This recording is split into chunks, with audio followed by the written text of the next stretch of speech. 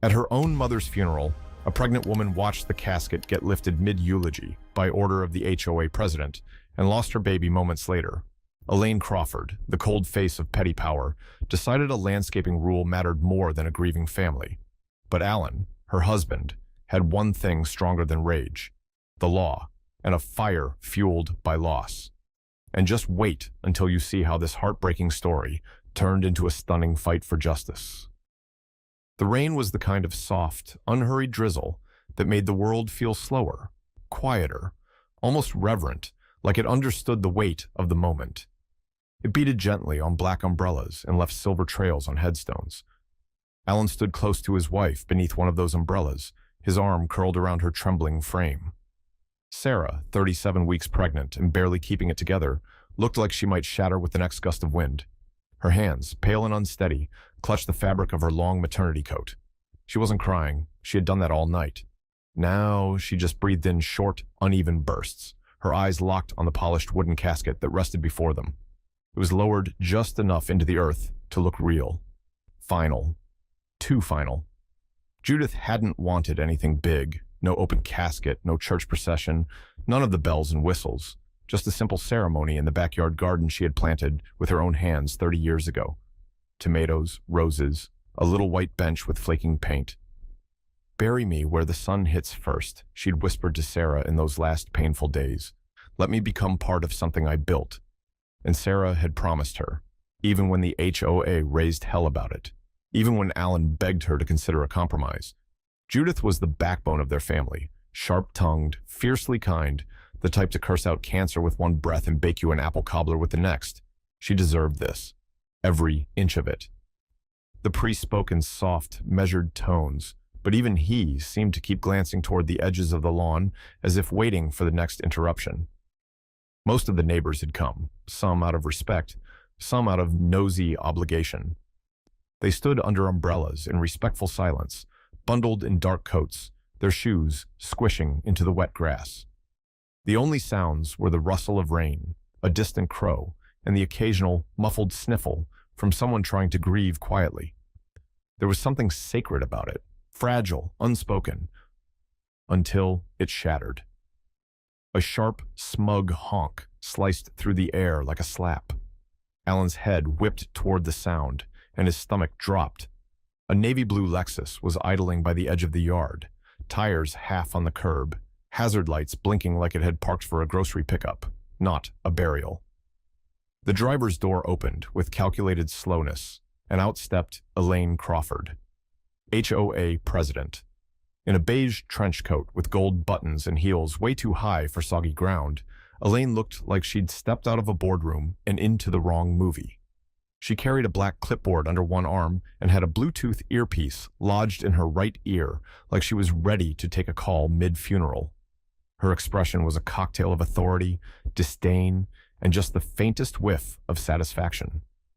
Alan felt his jaw tighten. He had warned Sarah, had begged her actually. "Don't tell them. Don't let them get involved. Just keep it private." But Sarah, still believing in decency, had sent a courtesy email to the HOA explaining her mother's dying wish. She'd asked for a one-time exception: backyard funeral, immediate family, quiet, respectful. They'd said yes, kind of. A conditional, time-limited, soil restoration mandated yes. The agreement was 3 pages long. Alan had read every line. No permanent structures, no amplified sound. Ceremony must be concluded within 45 minutes. All guests must remain off the lawn perimeter, marked in red. No open flame, no music, no chairs. It wasn't a yes. It was a warning wrapped in paperwork. And now Elaine was here, in the middle of the damn funeral, with her clipboard looking for a reason. Alan could feel Sarah's fingers dig into his coat as she spotted her. He turned slightly, shielding her from Elaine's view as best he could, though it was too late. Elaine had locked eyes with them, like a heat-seeking missile. Alan didn't need her to speak to know what she was thinking, and that someone had violated one of the rules. Maybe the mourners had stepped too far onto the flower bed. Maybe the casket wasn't removable as required. Maybe the priest's voice had carried too far into the street. Or maybe, more likely, it didn't matter. Elaine hadn't come to observe. She had come to enforce, the kind of person who gets off on control, the kind who counts trash cans on Tuesdays and calls them community standards. She started walking toward them, each step slow, deliberate, crunching on wet leaves and soft mud. Alan's hand closed into a fist at his side, every muscle in his body screaming not now, not here. But in his gut, he knew. She wasn't going to stop. Elaine didn't pause at the edge of the funeral. She didn't so much as glance at the casket, or the people, or the tear-streaked face of a daughter saying goodbye to her mother. She walked through the mourners like they were lawn ornaments in her path, purposeful, cold, and utterly out of place, as if the moment's grief was just a scheduling hiccup in her afternoon. No umbrella, though the rain misted her hair and jacket. No hesitation, though all eyes turned toward her with disbelief. She moved like someone on a mission, like someone who believed she had the absolute right to be there. And clutched in her left hand was her signature weapon, a black clipboard, fat with laminated regulations and printouts, authority disguised as paperwork. "I gave you 45 minutes, she said, voice flat and loud enough to cut through the prayer being whispered. Her eyes moved over the crowd like a scanner, as if counting heads, clocking in fractions. "It's now been 53. You're in violation of the temporary usage agreement." The words didn't sound real, not against the backdrop of lowered heads and fresh earth, not when Sarah stood no more than 4 feet away, her belly round and taut beneath a soaked coat, her hands trembling at her sides. The priest's lips parted mid-verse, stunned into silence. The mourners, neighbors, co-workers, family, shifted awkwardly, unsure if this was a joke or a breakdown in reality. Alan stepped forward instinctively, blocking Elaine's line of sight. "We're burying her mother," he said, low and controlled, though his voice shook with restraint. "You've made your point. This is a funeral." Elaine didn't blink. Her gaze drifted down to Sarah's midsection with fleeting disinterest, then right back up to Alan's eyes. "The agreement was clear," she said, as if reading from a script. "Temporary soil disturbance only. No permanent fixtures or structures. That includes coffins." The way she said it, coffins, as if it were some impersonal piece of equipment, not a vessel holding someone's mother, made Alan's jaw lock. A sharp gasp cut through the tension as someone finally processed what she was implying. One of the neighbors, a woman from down the block, let out a shocked, "Oh my God." Another shook his head in disbelief, muttering, "This can't be real." But Elaine was immovable. Her voice didn't waver. Her expression didn't shift. "If the coffin remains in the ground," she continued calmly, "this becomes a violation of HOA Ordinance 12.3b, non-conforming burial on private property within residential limits. That ordinance allows for HOA enforcement action." She paused. "That includes removal." It took a few seconds for her meaning to fully land, and when it did, it felt like the oxygen had been sucked out of the world. "Don't," Alan said, stepping closer, eyes narrowing. "Don't even think about it." But Elaine had already turned, lifted her arm, and gestured behind her with an open palm, like a conductor cueing the next movement in a symphony no one wanted to hear. From behind the fence, 2 men stepped forward in neon green landscaping vests. They looked uncomfortable, confused even, but they were carrying work gloves and wore the dull expressions of guys who got paid by the job, not by the hour. Alan's voice rose, desperate and incredulous. Hey, don't touch that. Step away." The workers hesitated. One mumbled, "We were just told to lift it." "Back off," Alan snapped, but it was too late. One of them had already gripped the side of the casket. The other reached for the opposite end. Together they heaved and the casket rose, just a foot, just enough for the horrifying weight of it to sink in. Sarah let out a strangled sound, half sob, half scream. Her face twisted in something too deep for words, shock, betrayal, pain, and then her hands flew to her stomach. Alan spun around in time to catch her as she folded at the knees. She didn't fall gracefully. She crumpled, like a building being demolished from the inside. Her knees buckled, her whole body tensed, and she let out a piercing cry that froze every person in place. Then blood. It darkened the hem of her dress in seconds, blooming like ink in water. "Sarah!" Alan dropped to the ground with her, cradling her head, panic flooding his chest like ice. "Sarah, stay with me. Look at me. Breathe," people screamed. The priest dropped his Bible. Someone called 911, their voice barely audible over the chaos. One of the workers backed away from the casket in horror, muttering, "We didn't know. We didn't know." Elaine stood still, blinking rapidly, suddenly very aware that the line she crossed wasn't just a legal one, it was human. Alan didn't look at her. He didn't scream at her. He just held Sarah in the mud, rocking slightly, whispering her name over and over, as if that could undo the moment. It couldn't. Sarah's scream cut through the air like something ancient, primal, too sharp to be only grief. It was the kind of sound that made people freeze, instinctively flinch, like their own bodies understood what was happening before their minds caught up. Alan didn't think, didn't speak, he just moved. 1 second she was standing, the next her knees gave out beneath her, and he lunged forward, barely catching her before her head hit the wet earth. Her whole body convulsed in his arms, and her mouth opened again in another cry, shorter this time, strangled. Then he saw it. Her white maternity dress, simple, soft, chosen with care that morning despite the heartbreak, was blooming red at the bottom. Not the murky, dark red of mud or rain-stained soil, but bright, vivid, alive, and spilling. For 1 split second, Alan's brain refused to register it. His fingers reached automatically, as if touching it would make it stop, like he could close the wound with pressure and desperation alone. But no amount of logic could undo what his eyes were showing him. This wasn't a minor scare. This was something worse. "She's bleeding," someone shouted, a neighbor maybe, their voice cracking with panic. A woman pushed through the crowd, a retired nurse from 3 doors down, name escaping Alan in the chaos, and dropped to her knees beside them. Her eyes went straight to the blood, and her face turned pale in an instant. "We need an ambulance, now. She's having a placental abruption. Placental abruption."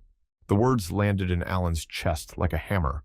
He knew what it meant. He had read every book, every article, sat through birthing classes with Sarah holding his hand, nodding along. It was rare, dangerous. It meant the placenta was tearing away from the uterus, cutting off oxygen. It meant the baby was in danger. Sarah was in danger. Elaine took a step back for the first time, looking unsure of her presence. Her mouth opened, then closed. Her eyes darted between Alan, the blood, the nurse, the casket still tilted above the grave. I didn't touch her," she said finally, defensively, voice small but sharp, as if trying to shrink the reality of the moment. Alan's head snapped toward her. He was kneeling in mud, rain pouring down his face, arms cradling the woman he loved more than his own life. His voice came out low, deadly quiet.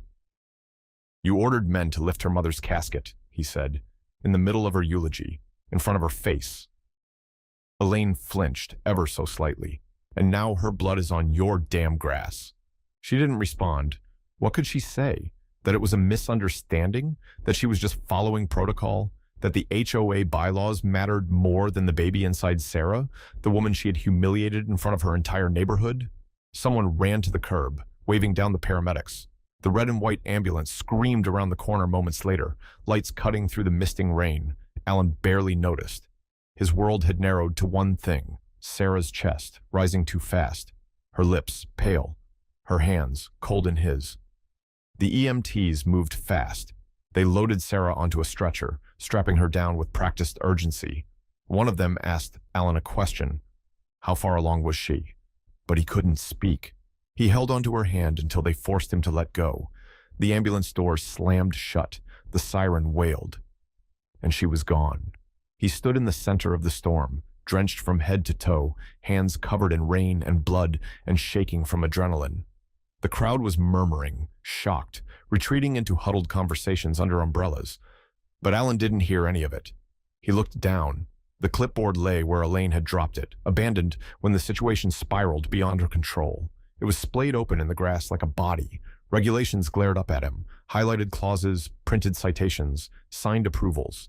Every box was checked, every rule enforced. It was all there, the neat little justifications for what she had done. He bent slowly, knees creaking, and picked it up. His fingers smeared mud across the page, but he didn't care. He read each line, scanning through legalese with the cold, methodical precision of a man with nothing left to lose. And when he reached the bottom, when he saw her signature, the date, the timestamp, the clause she'd leaned on to justify lifting a casket in the middle of a funeral, he laughed, a short, bitter laugh. Because in all her obsession with control, all her enforcement of bylaws and petty policies, there was one thing Elaine Crawford hadn't accounted for: the law. Not her law, not HOA power plays or neighborhood politics, real law, the kind that came with subpoenas, the kind that came with criminal charges, the kind Alan knew how to use. Sarah survived. Barely. The first night, they weren't sure she would. The ER had turned to chaos the moment she was wheeled in, doctors shouting over one another, nurses rushing with IV bags, monitors screaming with flashing red numbers. Alan had been left outside the trauma room, shaking in blood-soaked clothes, staring through a narrow window as strangers fought to keep his wife alive. Every second felt like a countdown. Every beep a challenge to fate. He didn't pray, he didn't believe in that, but he made promises in his head anyway, to anyone listening, to no one at all. The baby didn't make it. A little boy, perfectly formed, 10 fingers, 10 toes. Dark hair like Sarah's. They let Alan hold him for a minute, just a minute, long enough to memorize a face that would never age, never cry, never see light. The baby's skin was still warm from Sarah's body. He looked like he was sleeping, like he might yawn or shift any second. But he never would. He never took a breath. They didn't name him, not yet. Sarah was unconscious when the nurse placed him in Alan's arms, and Alan didn't have the words, the strength, the right to give that child a name alone. So he kissed the boy's forehead, whispered something only he and the walls would hear, and handed him back to the nurse with hands that didn't stop shaking for hours. Sarah woke up later that night, groggy from medication, her voice hoarse. She didn't ask where she was, didn't ask what happened. She just turned her face to the wall and closed her eyes again. When Alan tried to speak, she winced. When he touched her hand, she turned away. The silence between them wasn't from anger. It was the sound of something broken beyond repair. She wasn't rejecting him. She was rejecting the world, rejecting herself. The hospital room felt like a tomb. White walls, white sheets, no flowers, no cards. Alan sat in the same chair for 3 days, refusing to go home, refusing to sleep unless she was sleeping. He held her hand when she let him. He sat with her when she cried, quietly, tears rolling into the pillow. He listened to the beeping machines and the buzz of fluorescent lights and the conversations of nurses in the hallway. All of it dulled into background noise, like life had slowed into molasses. She didn't eat, didn't speak, barely moved. On the morning of the 4th day, just before sunrise, Sarah opened her eyes and whispered, "He was supposed to be born next week." Alan nodded. "I know." She turned her head toward him. Her eyes were swollen, red, and empty. I felt him kick. While they were lifting the casket, he kicked. That was the last thing he ever did. Alan couldn't breathe. He kissed her hand, stood up slowly, and walked out of the room. The hallway outside was freezing, or maybe it was just him. He made his way down to the lobby, past the nurse's station, past the gift shop that hadn't opened yet, past a couple asleep in mismatched chairs holding each other like lifelines. He didn't use his cell phone. He didn't want a digital trail, didn't want this moment to be stored in some server. He wanted it to be physical, real, like the grief in his chest. He found a payphone by the vending machines. It took 3 quarters. He dialed a number he hadn't used in 10 years. The phone rang twice. "Dave Michael speaking," came a voice, clipped and alert even at that hour. Alan didn't introduce himself. He didn't need to. "It's me," he said. "Alan." There was a pause, then a shift in tone. "Jesus, how long's it been?" "Too long," Alan said. His voice was quiet, even, calm in a way that was almost terrifying. "I need a favor." "You okay?" "No." Another pause. Dave wasn't dumb. He could hear it. Alan closed his eyes, took a breath, and spoke the words like a sentence handed down from a judge. "I need you to help me bury someone." Dave didn't ask who, didn't ask why. He knew Alan didn't make drama, knew he didn't call unless it was real. Where and when? Alan looked out the hospital's front doors. The sun was just starting to rise, light creeping across the wet pavement. He felt it in his bones. Something had shifted. Something had broken open inside him. This wasn't about healing. It wasn't about revenge. It was something colder, more surgical. Not sure yet, he said, but it won't be a body. It'll be a career. Dave's voice changed, a low chuckle under the words. Now we're talking. Alan hung up without another word. He walked back to Sarah's room, sat beside her, and took her hand again. But something inside him had changed. This wasn't just grief anymore. This was war. 2 weeks later, the HOA board got served. Not an email, not a warning. A full civil complaint. Thick, direct, and deadly serious. Intentional infliction of emotional distress. Wrongful death. Assault. Yes, assault. Because when you order hired men to touch someone's body or their dead relative without consent, that's not enforcement. That's illegal. The media picked it up within days, and they did not hold back. HOA interrupts funeral, triggers miscarriage. Pregnant woman loses child after HOA interference. Casket lifted mid-eulogy, woman collapses. The headlines went viral. TV anchors called it disgusting. Twitter wanted blood. Elaine tried to spin it. She went on camera, trying to look soft. I had no idea she was that far along, she said, all faux regret and shaky voice. It was a misunderstanding. Except it wasn't, because Alan had emailed the HOA 3 days before the funeral. He wrote that Sarah was 37 weeks pregnant. He politely asked for a 20-minute extension, not to break the rules, just to grieve without rushing, to bury her mother with dignity. Elaine saw that email. Not only that, she forwarded it to the entire board. Her subject line, not my problem. 3 words, no humanity, no shame, just cold HOA power trip energy, and those 3 words, they made it into the lawsuit, into the court record, into every article, into public outrage. Elaine Crawford wasn't just the woman who interrupted a funeral. She became the woman who triggered a miscarriage because someone went over the time limit. Alan stayed quiet. He didn't need to scream. He had the truth. He had the receipts. And now he had the law. 6 months later, Elaine Crawford sat in a windowless conference room on the 13th floor of a downtown office building, though it might as well have been a basement. The air was stale, the fluorescent lighting too bright, too sterile. She wore a navy blazer that didn't quite hide the sweat beating at her collar. Her hands trembled slightly as she reached for a glass of water, plastic, cheap, and already half warm. Across the table sat Alan, calm, silent, his expression unreadable.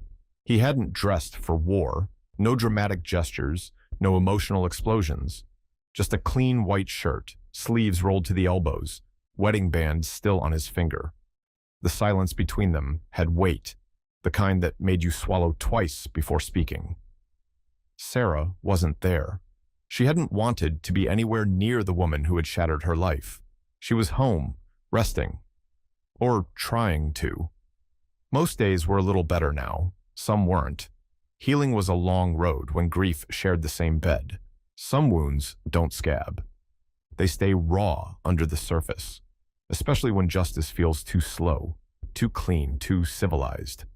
Dave Michaels, the attorney Alan had called from the hospital lobby, sat beside him now. Ruthless, brilliant, and grinning like a man who already knew how this would end. He handled most of the deposition with professional brutality. Dates, timelines, violations, the infamous "not my problem" email blown up on a screen behind them like it was Exhibit A in a murder trial. Elaine answered everything with clipped legalese. Yes. No. I don't recall. I was following policy. Her voice cracked once when Dave read the timeline aloud. The moment the casket was lifted, the second Sarah collapsed, the minute the ambulance was called. But she kept composure. Barely. Then Alan leaned forward, folding his hands on the table, voice low and deliberate. I have one question, he said. Dave raised an eyebrow but didn't stop him. Elaine glanced up. Alan's eyes locked on hers. You ever lose a child, Elaine? The words landed like a dropped hammer. Elaine blinked, lips pressing into a thin, tense line. I don't think that's relevant to... It is, Alan said, cutting her off, his tone sharp, final. Because I did, while you enforced the landscaping code. Her throat bobbed once, no response. You ordered men to lift a casket in the middle of a funeral, he continued. You sent contractors onto private property during a burial. You disrupted a daughter's goodbye to her mother while she was 9 months pregnant. You caused enough stress to tear the placenta from her uterus, and you know what that did? She looked away, but Alan didn't stop. You broke my wife, he said. You broke our son before he ever had a chance to live, before he ever took a breath. The silence in the room turned viscous. No one spoke. Elaine didn't move. Her hand hovered near the water glass, but didn't touch it.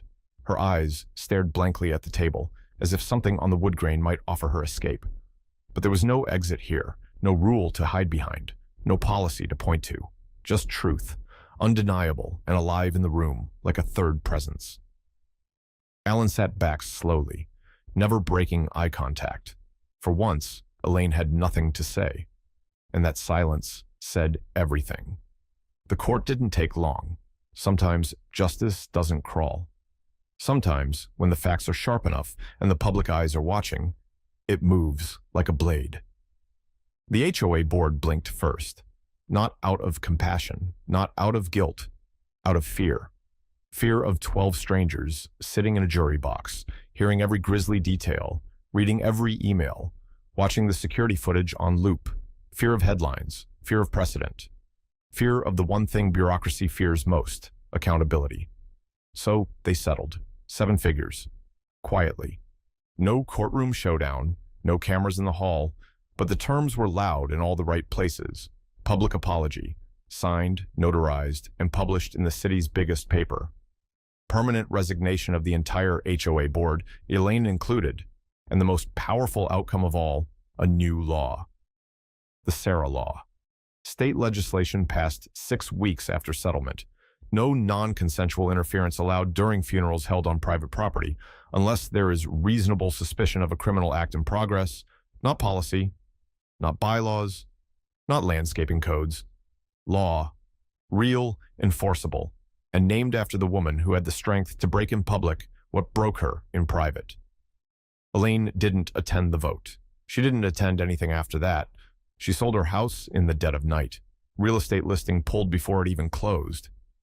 The neighbors watched a moving truck back into the driveway while the curtains stayed drawn.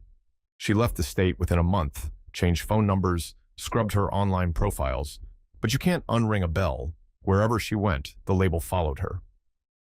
The woman who lifted a casket and killed a baby. It showed up in comment sections, whispered in Facebook mom groups. It clung to her like the scent of something rotting. Some say she changed her last name. Others say she sued Google. But everyone agreed. She was never seen in public the same way again.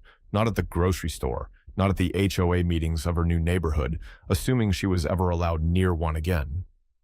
And Alan? Alan didn't buy a new car, didn't move to a bigger house, didn't touch a cent of the settlement for nearly 6 months. When he did, it wasn't for revenge. It was for others. He started a non-profit, small at first, 1 office, 1 mission, free legal aid to families bullied by HOAs. People came in droves, veterans threatened with foreclosure over flagpoles, elderly widows fined for potted plants, families harassed over wheelchair ramps. Alan listened. Then he fought, pro bono, full force. And when people asked him why dedicate his life to this, he didn't tell them the whole story. He just said, someone has to make sure the rules don't crush the people they're meant to protect. 2 years after the settlement, Sarah gave birth again. A little boy, healthy, loud, kicking like he had something to prove. They named him Judah, after Sarah's mother, Judith. And on the anniversary of her funeral, Alan took his son to that same garden. The roses had bloomed again. The soil was soft. The white bench had been repainted. No one lifted anything that day, except Judah, laughing in his father's arms, high above the earth that nearly swallowed them. Alan never wanted revenge. He wasn't looking to destroy anyone. He didn't dream of courtrooms or headlines. He wanted justice, real justice, the kind that looks like accountability, the kind that says, what happened was wrong, and it matters. But sometimes, justice and revenge wear the same face. Sometimes, justice isn't a verdict or a dollar amount. Sometimes it's watching someone choke on their own arrogance, realizing too late what they've done. Elaine would never forget the name of the child she never met but helped destroy. No settlement could erase that. No relocation, no denial. That truth would follow her forever. But justice didn't end in the courtroom. It was in the long nights Alan spent building their nonprofit from scratch, helping families who'd been bullied by the same kind of bureaucratic cruelty. It was in every letter of gratitude, every case they won. It was in Sarah's quiet return to life, slowly, painfully, but steadily. And most of all, it was in Judah, born 2 years later, with wide eyes and a furious little cry that filled the hospital room. The same hospital where silence once reigned. This time, Alan heard life. This time, Sarah didn't scream in pain. She sobbed in joy. When the nurse placed Judah in her arms, wrapped in a soft blue blanket, her hands trembled. Not from grief, from something deeper, something like healing. 3 years after Judith's funeral, they brought Judah back to the garden. The roses were blooming again. The same white bench had been freshly painted. The sun cut through the trees just the way Judith loved it. Alan knelt, laid a single flower by her grave, and whispered, "We kept our promise." Judah giggled beside him, and this time there was no clipboard, no interruption. Nothing was lifted but flowers.